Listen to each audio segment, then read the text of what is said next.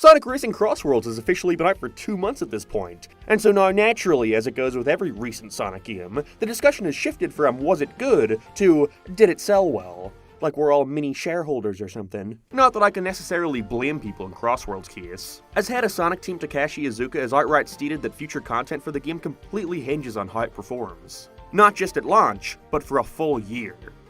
And so it makes sense that for the first month of release, people were standing around scratching their heads at the fact that Sega had yet to announce any kind of sales figures. And when we finally did get that reveal, that the game had sold 1 million copies in its first month, a lot of people were now left wondering, is that good? I mean, Sega were proud to announce that Shadow Generations had sold 1 million copies on the day of release, so I don't know, is that good? Looking at the Steam charts didn't exactly inspire much confidence in folks either, despite a solid start with a pretty consistent player base in the 5 figures. Now the game seems to range from 400 to 2,000 regular players. Is that good? But are there more to those numbers under the surface? Is it fair to say the game was an outright failure based on Steam figures, or comparing it to other games in the series that reside in entirely different genres? What does it mean for a Sonic game to be considered a failure? I remember the days in which a Sonic game would be lucky to sell 1 million copies in its lifetime. Boom didn't even sell half that between 2 games. Yet now 1 million in a month is considered a failure? Who knows? So join me today as I take a look at the current state of Sonic Racing Crossworlds, from sales to the player base to Sega's attempts to increase its longevity, and to why we should ultimately even care about whether or not a Sonic game sells 1 million copies or 1 copy, it's mine, I bought the only one, sorry. Was Sonic Racing Crossworlds a failure? Let's find out. But first, if there's one thing I'd consider anything but a failure, it would have to be all the amazing products over on FlexiSpot Amazon. This video is sponsored by FlexiSpot Amazon. This 3-in-1 fitness bike is part exercise bike, part movable chair, and part standing desk, with enough space to accommodate a laptop, notebook, and mobile phone all at once. With its movable desktop, it's suitable for folks of any height, not to mention it's durable, being able to hold on upwards of 300 pounds. Can I just say, this thing was also super easy to put together. I set aside like an hour or 2 to build this and got it done in 15 minutes. It's so handy. So why not head over to FlexiSpot Amazon using my link in the description to grab one for yourself? It's really helpful, especially if you got a job that requires you to be at a desk 75% of your day like me. So once again, that's FlexiSpot Amazon using my link in the description, and thanks FlexiSpot for sponsoring this video. Now this video isn't really about comparing Sonic to other franchises. I think Sonic needs to focus on being the best version of itself it can be before it worries about competing against the big dogs. But for the sake of getting it out of the way, if we're gonna use a term like failure, we gotta look at its reception through more than just a financial end. There's also the critical reception to consider, and in that case, Sega knocked it out of the park. I don't think anybody was expecting in the year of the newest Mario Kart in 8 years that a Sonic racing game would be seen as a genuine contender, and in a lot of instances, people outright preferred Sonic's take over Mario's. Like, what world are we living in? Don't get me wrong, Sonic has had plenty of good racing games over the years. I think Transformed may be my favorite racing game of all time. And while it also reviewed well, I don't think there were many people at the time calling it a Mario Kart killer or anything. At least not compared to the discussion around Crossworlds and World. Nintendo tried something new for the genre, which I can appreciate, but I don't think it's controversial to say that not all of its ideas were executed as well as they could have been. If Nintendo follows up on World with a string of high-quality DLC, or hell, a Mario Kart World 2 that expands upon these ideas, I think we could have something phenomenal on our hands. But as it stands now, there were a lot of fans disappointed at the state the game was released in. Fans who would have preferred a more traditional kart racer more in line with 8 Deluxe. In this case, it was incredibly smart of Sega to keep things focused on arcade racing. These 2 games offer completely different kart racing experiences, and a lot of people, including some Mario fans, outright preferred what Sonic had going on. Sales-wise, however, it's a new Mario Kart and a launch title for the follow-up console to Nintendo's biggest system ever. There was no chance of Sonic even coming close to surpassing the sales numbers that come with that. That's what I mean when I say there isn't much point in comparing the 2. Like, it's kinda laughable in retrospect that this was even a discussion people were having, like Sonic even had a chance. But review-wise, Crossworlds frequently matched, if not surpassed, the reception of Mario Kart World, and people took notice. Definitely spreading good word of mouth and undoubtedly gave the game an influx of sales. So, why is the state of the game even something to be discussed?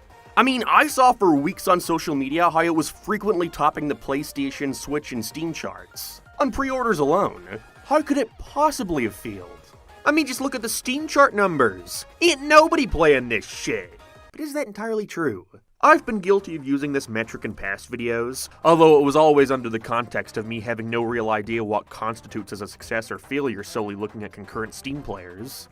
But I've seen people use the player base, or lack thereof on Steam, as a sign of this game being dead on arrival. Now, something very obvious to point out here is that Steam makes up just 1/4 of the players who could have bought the game on any of the other 3 ways there were to purchase it. PlayStation players, Switch players, and Xbox players. I guess 1/5 if you want to count Epic Games, but this is no time for jokes. While Steam offers thousands of games across every genre under the sun, even the weird ones, I think it's safe to say that the kart racing genre is not one of their most popular. If you look at the biggest racing games on Steam, it's the Forzas and Need for Speeds that are doing well. You don't really see many kart racers on that list. Unfortunately, Mario Kart has dominated the genre for the past 30 years, so it's generally considered if you want to play a kart racer, then you gotta do so on a Nintendo console. And if it's between Mario and Sonic, 9 times out of 10 they're gonna pick Mario because it's Mario. You can not like Mario in the slightest and still pick up the newest Mario Kart or have a good time playing it at a friend's house. You get some fucking side eyes if you're pulling out Sonic Racing Crossworlds at the function. That could change, of course. It's just gonna take a string of consistently good racing games to improve the brand's image in the genre. And Crossworlds is a great step towards that. Saying all that, though, that still doesn't really tell us much. All that's really saying is that it could be doing well on consoles, not that it necessarily is. And so it's fortunate that the game has frequent in-game events that have leaderboards, showing how many points you've collected over the course of a couple days. You know, someone's gotta be last, right? And so while there's still no definitive number, people have reported being as low as 50,000 in these festivals.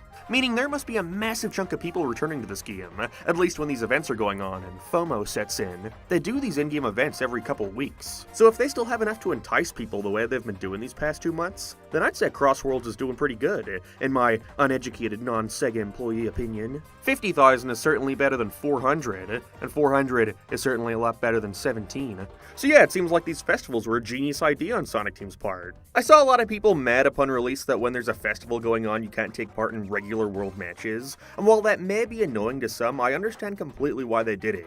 There was no guarantee how well this game was going to perform, and so splitting the online player base between 2 different modes would simply lessen the amount of full lobbies you could find. They want to see if the game can consistently hold together one online mode before opening up more. And it seems like they're finally doing that with a brand new Legend mode, where you're only pit against the best of the best. Festivals also bring in new characters, which I initially thought they blew their load with by announcing them all before release. You know, SpongeBob got announced like 2 months before the game came out, so when they finally added him the other day, it was like, okay, cool, yeah, about time. And that's why I think it was great to not focus on the 10 free Sega characters that were being added over the course of the next year. We only knew 3 by the time of release, meaning there's genuine excitement when we get the surprise reveal of Ai or Tangle and Whisper. It ensures there's always an opportunity to pump out a new trailer for the game, include it in future State of Plays or Game Awards. Ergo, more eyes on the game, ergo, the game should see steady sales for the duration of the content coming out.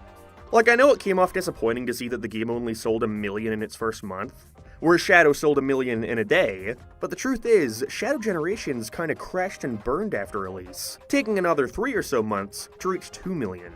Still not bad numbers, but it's hard to deny all that momentum it built up leading to release did not last very long afterwards. When Sega recently came out with updated sales figures for Frontiers and Superstars, Shadow Generations was noticeably absent, leading me to believe there wasn't enough of a shift to warrant reporting.